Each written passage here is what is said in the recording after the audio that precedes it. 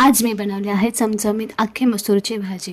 ही भाजी खूप सिंपल आणि सोपी आहे, खूप छान लागते। एकदा ट्राय करून बघा, नक्की तुम्हाला आवडेल। मी पहिले अख्खे मसूर बॉईल करून घेतले, त्याच्यानंतर टोमॅटो, कांदा आणि लसूण मी कापून घेतले। कापून घेतल्यानंतर गॅस पेटवून सुरू केली रेसिपी। त्यासाठी मी टोप घेतला, तुम्ही काही घेऊ शकता। त्याच्यात तेल टाकलं, तेल टाकल्यानंतर ॲज युजल आपण जे भाज्यांमध्ये टाकतो ते मसाले म्हणजे राईनंतर कढीपत्ता घातल्यानंतर आपण जे लसूण कापलेले किंवा ठेचलेले असतात ते लसूण टाकून घेतले।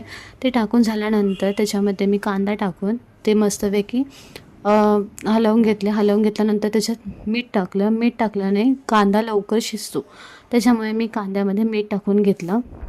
तर मी टोमॅटो टाकून घेतले, त्याच्यानंतर मी हळद आणि मालवणी मसाला टाकला। मालवणी मसाला टाकून झाल्यानंतर त्याला मस्तपैकी एकजीव करून घेतलं।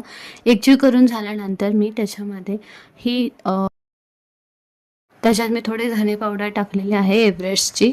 त्याच्यानंतर मी गरम मसाला टाकला थोडासा। त्याच्यानंतर ते हलवून घेतलं, प्रॉपर नीट एकजीव करून घ्यायचं।